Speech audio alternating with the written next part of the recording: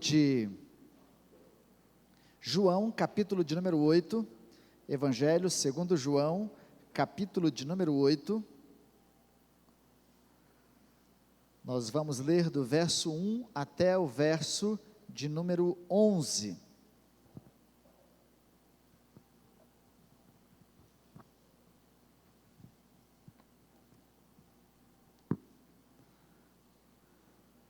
A projeção está na mesma versão minha, que é a NVI. Os irmãos podem acompanhar na projeção ou acompanharem em suas Bíblias, e peço que continuem com ela aberta para nós acompanharmos. Enquanto vocês estão abrindo a Bíblia aí, eu creio que já acharam, mas reforçar o encontro da nossa melhor idade, do frutificar, dizendo que é na quinta-feira, especialmente desta vez na quinta-feira. Geralmente acontece nas quartas-feiras, mas nesta vai acontecer na quinta-feira, porque a pessoa que vai palestrar, que vai ministrar, ela só pode vir na quinta-feira. Então, só nessa ocasião especial vai ser na quinta-feira, e é de praxe que tragam aquele quitutezinho, né, aquele prato delicioso. Eu quero estar aqui dessa vez, para participar das delícias do vovô e da vovó, né, porque é sempre maravilhoso. Então, é um momento precioso dos nossos irmãos. Acharam? Então, capítulo 8, do verso 1 até o verso de número 11, diz assim a palavra do Senhor: E cada um foi para a sua casa. Parece o fim do culto da Igreja Batista do Jardim Tarumã. É desse jeito, né? E cada um foi para a sua casa. Jesus, no entanto, foi para o Monte das Oliveiras. De madrugada, voltou novamente para o templo, e todo o povo se reuniu de volta dele, ou em volta dele. E Jesus, assentado, os ensinava. Então os escribas e fariseus trouxeram à presença dele uma mulher surpreendida em adultério, e fazendo-a ficar em pé no meio de todos, disseram a Jesus: Mestre, esta mulher foi surpreendida em flagrante adultério. Na lei, Moisés nos ordenou que tais mulheres sejam apedrejadas. E o Senhor, o que tem a dizer? Eles diziam isto, tentando para terem de que o acusar. Mas Jesus, inclinando-se, escrevia na terra com o dedo. Como eles insistiam na pergunta, Jesus se levantou e lhes disse: Quem de vocês estiver sem pecado, seja o primeiro a atirar uma pedra nela. Inclinando-se novamente, continuou a escrever no chão. Mas eles, ouvindo essa resposta, foram saindo um por um, a começar pelos mais velhos até os últimos, ficando só Jesus e a mulher em pé diante dele. Levantando-se, Jesus perguntou a ela: Mulher, onde estão eles? Ninguém condenou você? Ela respondeu: Ninguém, Senhor. Então Jesus disse: Também eu não a condeno. Vá e não peques mais. Oremos. Pai do céu, palavra do Senhor, que com certeza falará aos nossos corações. E como palavra do Senhor, nós queremos estar dependentes do Espírito Santo do Senhor, que nos ilumina a compreender todas as verdades e a aplicar as verdades do Senhor à nossa vida, ó Deus, ao nosso cotidiano, à nossa prática, aos nossos valores, à nossa rotina, ó Deus, ao nosso padrão de comportamento e de vida. Queremos aprender com o Senhor e tirar lições daqui preciosas. Nós pedimos isto em nome de Cristo Jesus. Amém. Amém, Deus. Amém, irmãos? Esse texto, parece que estava pulando ele, porque eu fui lendo João, fui pregando aqui na sequência, e eu pensei, não vou pregar nesse texto, mas enquanto eu relia o livro de João, o Espírito de Deus: mas por que você vai pular esta passagem? Por que você vai sair para os outros em seguida e pular esta? É palavra minha também. E o contexto parece um parêntese, porque se você vai lendo, capítulo 7, depois segue capítulo 8, e logo após o verso 11 e o verso 12, Jesus segue o discurso do capítulo 7. Então, no meio desse tempo, nós temos um parêntese, exatamente porque o contexto aqui é um contexto de festa. Vocês se lembram quando nós pregamos nessa referência do capítulo 7, da festa dos tabernáculos, ou a festa das tendas, ou a festa das cabanas, como era assim colocado, que era uma festa de 7 dias, das discussões dos fariseus e dos escribas com Jesus, na discussão de reconhecer ou não Jesus como Messias, e na tentativa de matar Jesus, inclusive enviando os guardas para prenderem Jesus, e eles voltam sem Jesus, argumentando que nunca viram um homem como aquele, falando daquela maneira. Eles são repreendidos pelos líderes judeus, e depois cada um vai para a sua casa, mas a casa de Jesus, naquele tempo, era o Monte das Oliveiras, até porque, se você ver antes de ir para a festa do tabernáculo, ele não queria ir com os seus irmãos, embora os seus irmãos quisessem que Jesus fosse para Jerusalém, mas os judeus já o perseguiam e queriam matá-lo.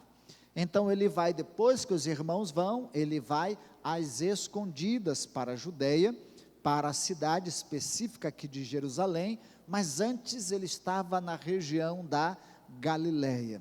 Jesus vai então para a Judeia, e no templo, ensinando, depois se apresenta como a luz do mundo, como o pão da vida, e todas as outras mensagens que nós já anunciamos a vocês. Nesse parêntese, eles trazem essa mulher para apresentarem a Jesus como uma armadilha. Vamos acompanhar o texto e tirarmos daqui algumas lições especiais para nós aqui, explorando hermeneuticamente o texto, mas também trazendo isso para o contexto dos nossos dias e aplicações aqui à nossa vida. Quais os personagens que nós encontramos nesse texto? Nós temos aqui, primeiro, a mulher que é apresentada. Depois nós temos os personagens ocultos. Quem sugeriria aí um personagem oculto desse texto? O homem que também foi pego em adultério. O marido dessa mulher que foi pega em adultério. Eles não aparecem no texto.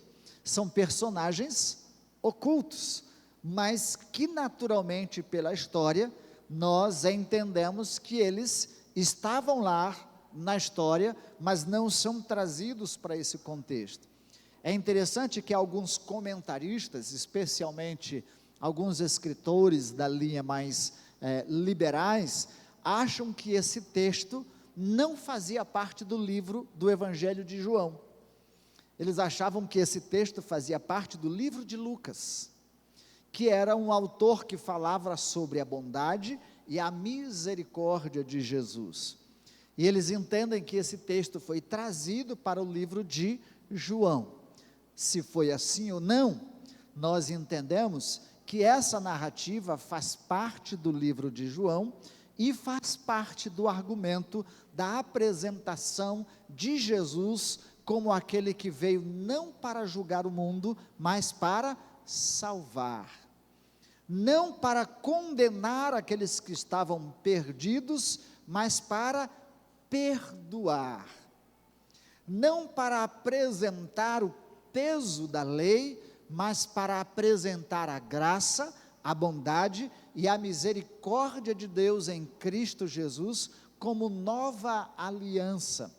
Então, esse texto, de qualquer forma, muito bem apresentado aqui pelo evangelista João, como um texto que expressa a misericórdia de Deus. Muito obrigado, Tião. Obrigado. Então, aqui apresentando a misericórdia de Deus. Então, vamos olhar para o primeiro personagem. Falei dos personagens ocultos, mas o outro personagem bem apresentado aqui, São os escribas e fariseus, e depois Jesus, o autor aqui principal desta argumentação do evangelista João. Vamos ver a mulher.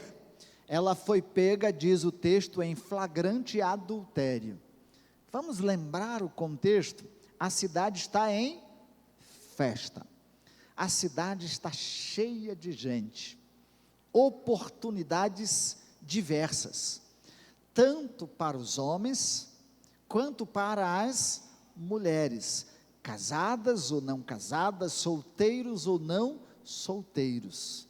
Vamos imaginar, trazendo isso para os nossos dias, quando a cidade tem um evento, e enche a cidade de gente, coisa nova, gente nova, propostas novas. O que acontece nesse tempo? Vamos trazer um pouquinho mais para a nossa realidade de Brasil. Está acontecendo no Brasil um evento religioso, festa religiosa, acontecendo no interior de São Paulo, em diversas partes do Brasil, mas especialmente lá no Pará. É uma festa religiosa. Mas o que vocês acham que acontece lá durante esse evento religioso? Fora dos arraiais religiosos, o que acontece? Tirando o contexto religioso, vamos imaginar final de ano, Réveillon no estado do Rio de Janeiro, cheio de gringos, espanhóis, americanos, alemães, ingleses, argentinos, chilenos, cidade cheia, cheia de gente, gente nova, gente diferente, gente bonita, gente feia, gente rica, gente pobre, gente que está disposto a gastar, gente que está disposto a roubar, de tudo acontece. O que você acha que acontece no estado do Rio de Janeiro quando são esses eventos e essas festas? Muitos casamentos se encerram, muitos jovens se perdem, muitas adolescentes se prostituem, muitos homens deixam suas esposas, seus lares e se corrompem nas festas, nas baladas, e muitas mulheres também acabam se corrompendo e se envolvendo com tantas outras pessoas, e nesse universo perdem o seu casamento por falta da sedução, ou por causa da sedução, do prazer, do desejo da carne, da vontade. E se as coisas já não estiverem bem em casa, se os conflitos estiverem latentes dentro de casa, parece que as oportunidades ainda são maiores. Foi esse o contexto na cidade de Jerusalém. Era festa, estava cheio de gente. Provavelmente apareceram pessoas que eram da história de vida daquela mulher. Eu não sei com quem ela casou, mas o casamento daquela época não eram como os nossos. Gostei dele e me apaixonei. Não, era arranjado. E de repente apareceu aquele que ela gostava, e que não foi com quem ela casou. E na oportunidade, ela acabou caindo no adultério. As situações podem oportunizar os homens e mulheres a se entregarem aos desejos da sua carne, da sua natureza pecaminosa, sejam eles crentes ou não crentes. Todos os homens e mulheres são passivos das tentações, das corrupções e dos prazeres da carne. E por isso é muito fácil a gente cair no mesmo erro daqueles homens, escribas e fariseus: condenar, julgar, apontar o erro daqueles que caíram na tentação, que fraquejaram. Mas vamos seguir a história dessa mulher. O outro personagem aqui, e essa mulher é trazida num flagrante, provavelmente, se foi flagrante, foram pegos os dois. Ela não estava sozinha numa relação, eram duas pessoas, e se foi flagrante, eram os dois, mas foi trazido somente a mulher. Culturalmente, as mulheres eram prejudicadas, às vezes depreciadas, e os homens eram poupados. E aqui foi trazido só a mulher para ser apresentada diante de Jesus. Veja o constrangimento, veja a vergonha. Diz o texto que Jesus estava no pátio do templo, na praça ali do templo, cheio de gente, era muita gente. Ela vem sendo arrastada pelas pessoas, trazida pelas pessoas, provavelmente com pouca roupa, e colocada no meio da multidão, e todos apontam para ela como adúltera, o constrangimento, a vergonha. E ela é deixada ali, e as pessoas perguntam a Jesus, pela lei, pegou em flagrante, ela deve ser morta. Se você abrir a sua Bíblia, lá no livro de Levítico, capítulo 2, aliás, capítulo 20, verso 10, você vai entender o contexto do texto, porque se um homem que adulterar com a mulher de outro, sim, aquele que adulterar com a mulher do seu próximo, certamente será morto o adúltero e a adúltera, será morto o homem e a mulher, mas aqui veio só a mulher.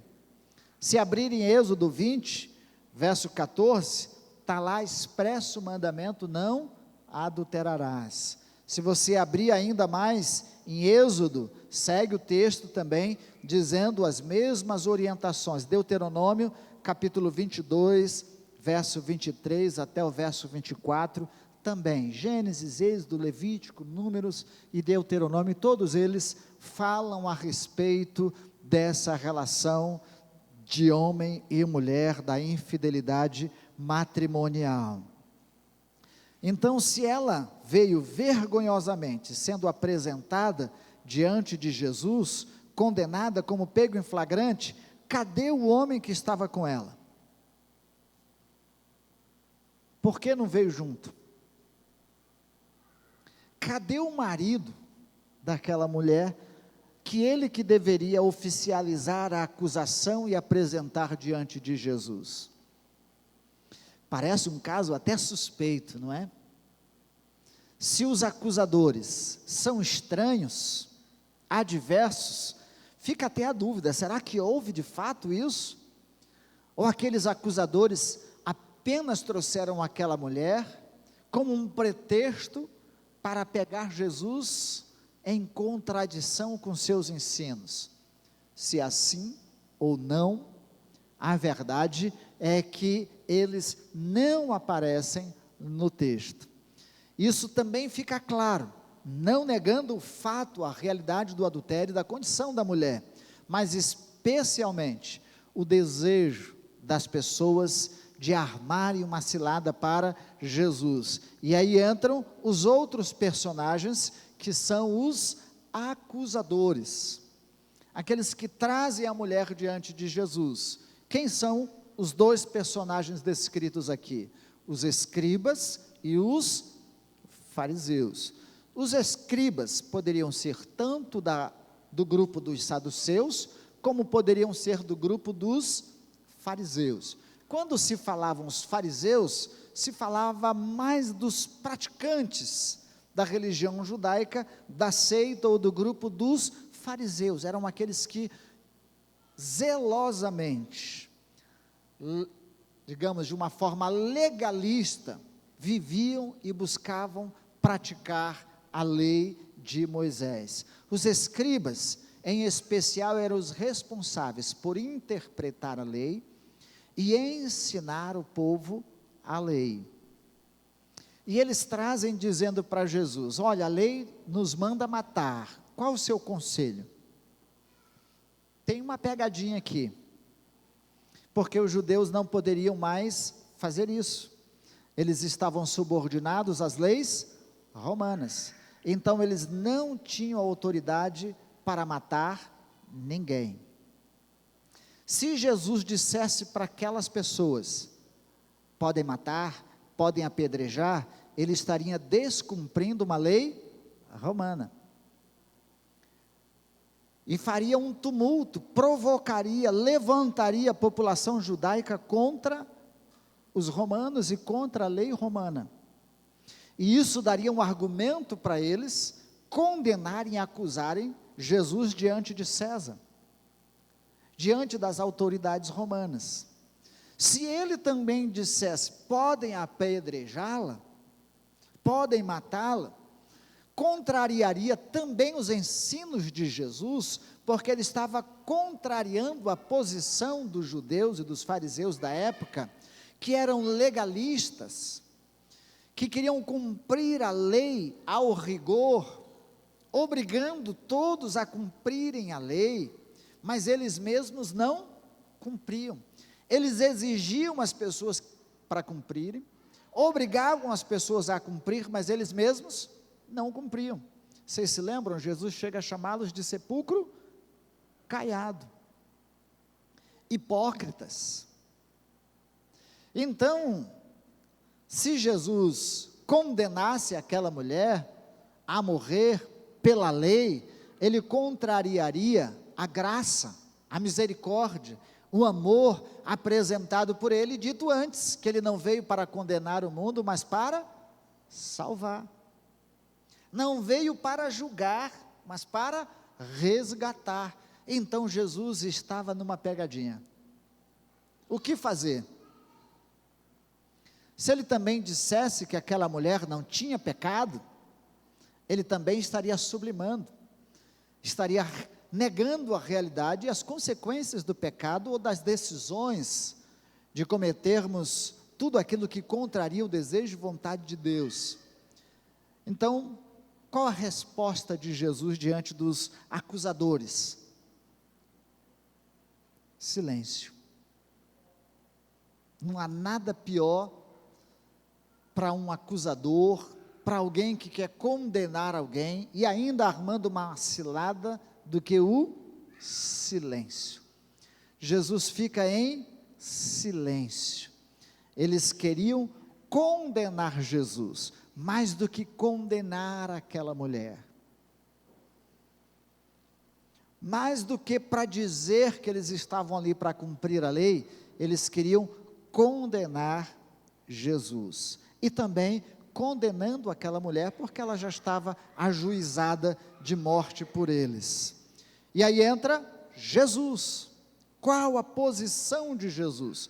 Qual a atitude de Jesus diante do dilema? Primeiro, silêncio.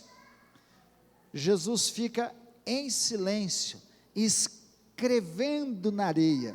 Eu gostaria de saber até hoje o que Jesus estava escrevendo na areia, mas o meu seminarista aqui, o Danilo, já sabe.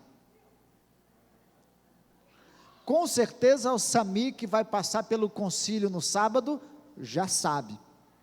Ou o Guilherme, no dia 25 também, já sabe. O pastor também já sabe. O pastor Wilson também já sabe, não já, pastor? A gente supõe, pela palavra dita, do que Jesus estava escrevendo, a ideia de que Jesus estava escrevendo uma sentença, escrevendo na areia o pecado de todos os acusadores daquela mulher. Então ali eles foram vendo, aquele é o meu, aquele é o meu.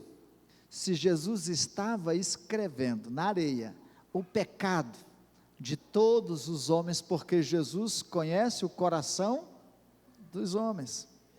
Se isso era o que Jesus estava escrevendo na areia, quando aqueles acusadores observaram e viram, eles já ficaram na dúvida, e agora?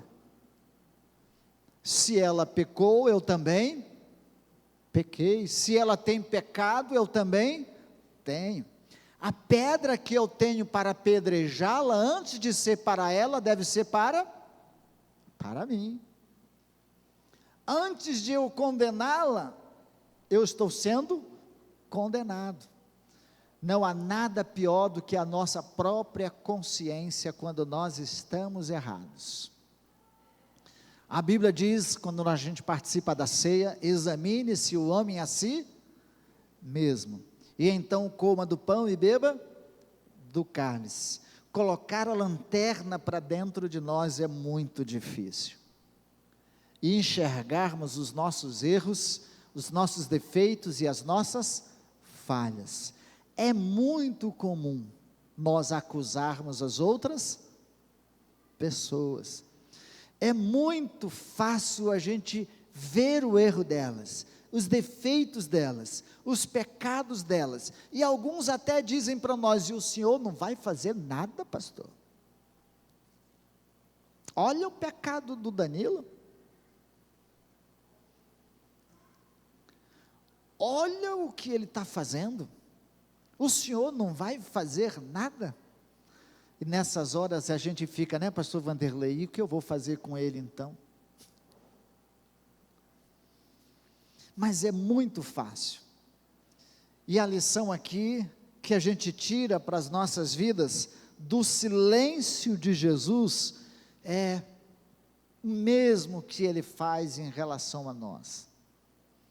Quando nós olhamos para as pessoas, e vemos os pecados delas, os defeitos delas, as falhas delas, e nós as acusamos, ou diante de pessoas, ou diante de Deus, mas nós não olhamos para os nossos,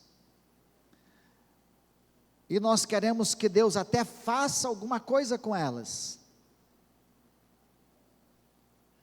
mas quando nós olhamos para nós, o que Deus vai fazer com a gente?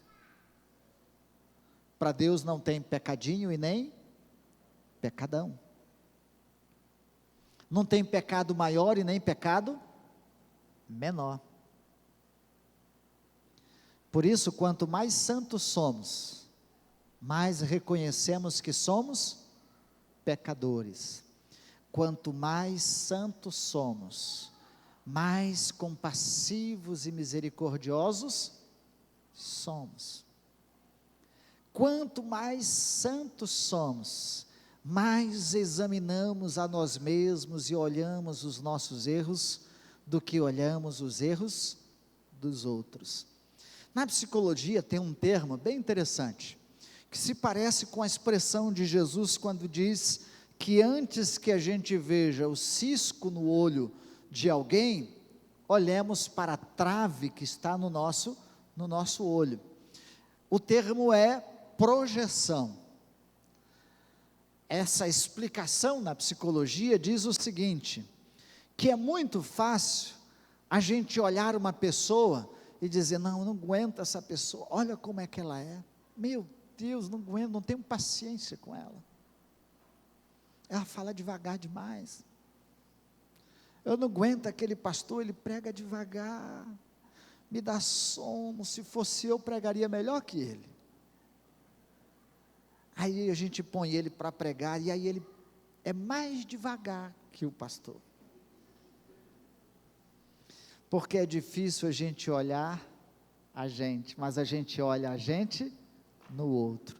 O outro é o meu melhor espelho. Se você quer se ver, olhe para o outro, olhe para o que incomoda você no outro.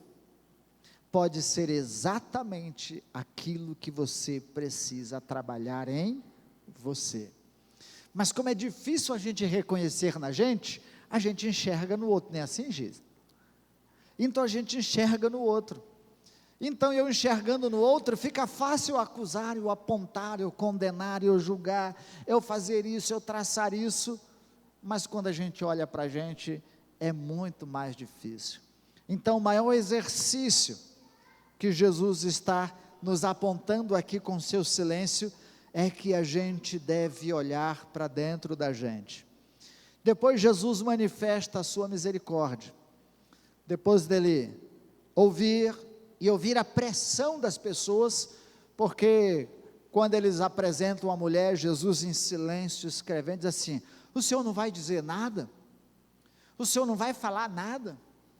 O senhor não vai agir, não vai fazer nada? Aí Jesus diz assim: quem não tiver pecado, seja o primeiro a atirar a primeira pedra. Quem não tiver pecado, tem alguém aí que não pecou essa semana? Tem alguém aí que não pecou ontem, hoje? Considerando que a gente peca por pensamentos, por palavras e por ações, não respondeu mal para ninguém, grossamente para ninguém, nem para a esposa, nem para o esposo, não pensou mal de ninguém, não julgou ninguém, não condenou ninguém, não falou mal de ninguém, não ficou olhando televisão com vontades outras diferentes. Misericórdia de mim. Todos nós temos pecados, e para Deus não há tamanho. Socialmente é diferente, porque quando a gente vê no parâmetro social, e dependendo da cultura, é normal, uma mentirinha para nós no Brasil não tem problema, uma fofoquinha no Brasil para nós não tem problema, na Europa tem, né? Em alguns outros lugares tem. Um furtozinho no Brasil não tem problema, então a gente leva de boa. Uma corrupçãozinha não tem problema, até que a gente vai para um país, onde se você pegar alguma coisa de alguém, foi descoberto, você perde a mão. Até quando você for para algum país, que se você entrar com uma substância indevida, você é condenado à pena de morte. Até quando você for para algum lugar, que uma mentira é considerada uma calúnia séria, e você vá para a cadeia, cumprir pena. Ou caluniou alguém, e é processado, vai pagar uma multa ferrenha, e ainda vai cumprir pena. Então, não tem diferença para Deus, pecado é pecado. Isso não significa dizer que Deus está sendo, ou Jesus está sendo complacente com aquela mulher. A palavra dele em seguida é: onde estão os teus acusadores? Porque foi saindo todos de fininho, a começar dos mais velhos. É verdade, quanto mais velho a gente é, mais maduro, consciente, reconhecemos os nossos erros e falhas. Adolescente é mais difícil, não é? E quando muito velho também é mais difícil, porque a gente vai ficando teimoso e não quer reconhecer os erros. Mas, aqui a começar dos mais velhos, foi saindo um por um. Onde estão os teus acusadores? Não tem mais nenhum, não tem mais ninguém. Então eu também não te condeno. Vai, não peques mais. Mas vamos voltar um pouquinho no tempo. Aquela mulher sabia que o adultério era errado? Sabia. Ela sabia que se ela adulterasse, ela poderia ser condenada à morte? Sabia. No percurso que ela fez, de casa até a praça para ser apresentada a Jesus, não houve arrependimento? Jesus conhece o coração. Então Jesus conhecia o coração daquela mulher, sabia que ela estava arrependida, sabia que ela não faria novamente, sabia da consciência das consequências do seu erro, da humilhação que ela já tinha passado e se submetido a passar por aquela humilhação, e diante dele recebe o ato de misericórdia. Vai, não peques mais. Ela volta para sua casa, a gente não sabe o restante da história, se o marido a perdoou, se ela voltou para o seu esposo ou não, nós não sabemos, se ela recebeu carta de divórcio, e daí por diante não sabemos, mas o certo é que Jesus não foi complacente com o seu erro, mas o pecado nos traz a necessidade de nos humilharmos. A consciência do pecado nos traz a necessidade de arrependimento. A consciência do pecado nos traz a necessidade de não vivermos na prática do pecado. Aquela mulher foi para sua casa com a palavra de Jesus: vai, não peques mais. Não significa dizer que ela não fosse errar em outras coisas, em outras áreas da sua vida, mas o desejo de Deus para a nossa vida é o mesmo. A misericórdia de Deus sobre as nossas vidas. A graça de Deus manifesta em Cristo Jesus nas nossas vidas, nos levam à condição do arrependimento, da mudança de padrão, de comportamento e de não querermos viver na prática do pecado. Mas também a lição de Jesus é que nós não podemos viver apontando para a vida das pessoas, condenando as pessoas, julgando-as, discriminando-as, se não olharmos para nós mesmos e não buscar nos colocar na presença do Senhor em arrependimento, em confissão, para recebermos dele a graça e a misericórdia. É muito mais fácil condenar do que confessar. É muito mais fácil julgar do que se permitir ser julgado. Então, Jesus aqui ensina a comunidade judaica, assim como ensina a igreja, da mesma forma. Na sequência do texto ele vai dizer: eu sou a luz do mundo, eu ilumino todas as coisas, eu trago clareza a todas as coisas. E ele segue os seus ensinos, se apresentando como Senhor e como Messias. A atitude de Jesus, a postura de Jesus, diante daquele conflito, daquele dilema, daquela realidade, foi de manifestar graça, misericórdia, perdão e convocação para uma vida de santidade, de arrependimento. Amém? Esse deve ser o mesmo padrão para as nossas vidas. A lição é para nós. Nós vamos encontrar muitos pecadores como aquela mulher. Assim como vamos encontrar muitos pecadores que não se apresentam diante de Jesus, como foi o marido, como foi o adúltero, como foram aqueles que caluniaram a mulher, provavelmente acusaram e foram embora, não quiseram se arrepender, preferiram sair de fininho, mas não quiseram se arrepender. Humilharam uma pessoa, mas não quiseram ser humilhados, ou se humilharem diante de Jesus, e ali apresentaram ao fugir, reconheceram que estavam em pecado. É fácil a gente fugir, se esconder, não querer se apresentar.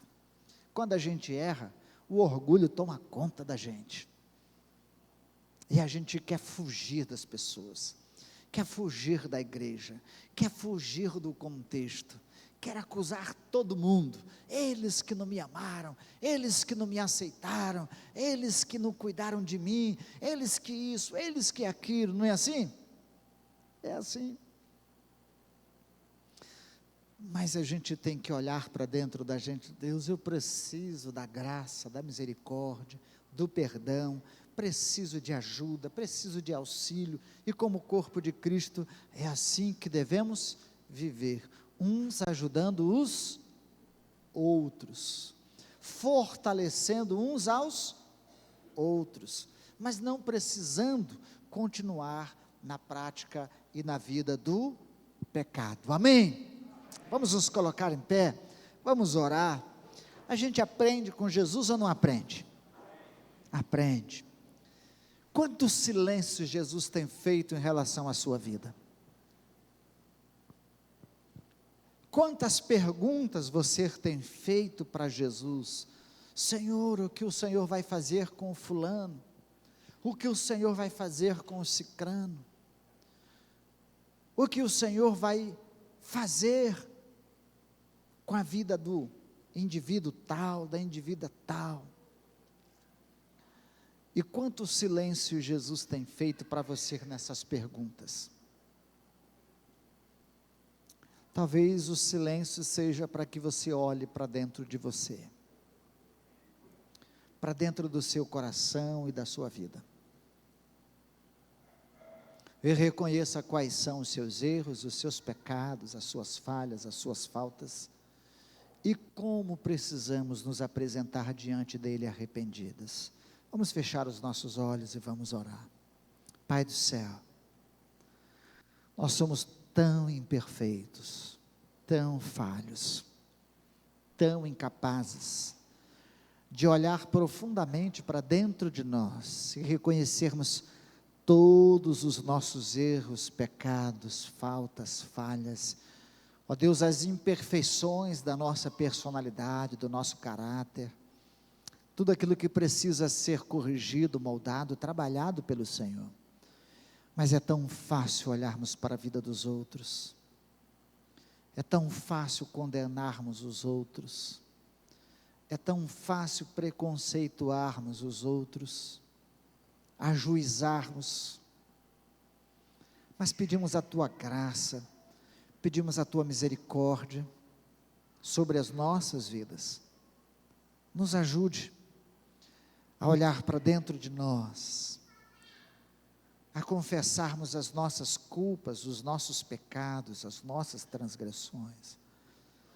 Não nos deixe fugir da Tua presença, nem fugir do Teu silêncio, nem fugir do Teu olhar, nem fugir dos Teus escritos sobre as nossas vidas. Mas, ó Deus, quebrante o nosso coração, quebrante a nossa alma, quebrante a nossa vida, para nos rendermos completamente ao Senhor, e nos submetermos completamente ao Senhor. Queremos ser tratados, trabalhados pelo Senhor, que a Tua misericórdia, que Teu amor, que a longanimidade do Senhor seja sobre as nossas vidas, que o perdão do Senhor seja sobre as nossas vidas, e seja sobre nós também como povo do Senhor e como igreja do Senhor. Ó Deus, nos ajude a olhar para as pessoas com olhar de misericórdia, nos ajude a olhar para o mundo lá fora com olhar de misericórdia.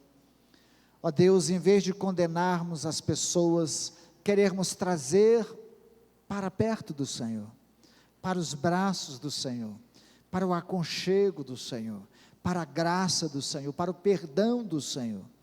Nos ajude a compartilharmos do amor do Senhor com elas. Ó Deus, nos ajude a amarmos uns aos outros, como o Senhor nos ama. Nos ajude a ser misericordiosos uns com os outros, como o Senhor é misericordioso com as nossas vidas. Nos ajude a ser compassivos uns com os outros, como o Senhor se compadece de nós. É a nossa oração nesta noite, em nome de Cristo Jesus. Amém. Amém, Jesus. Amém. Amém, amados. A equipe de louvor vai estar aqui conosco. Nós temos lá o nosso delicioso pastel. Participe lá com a gente. É importante todos os recursos que serão levantados hoje com o pastel e na semana que vem com um delicioso espetinho com mandioca, vinagrete e arroz.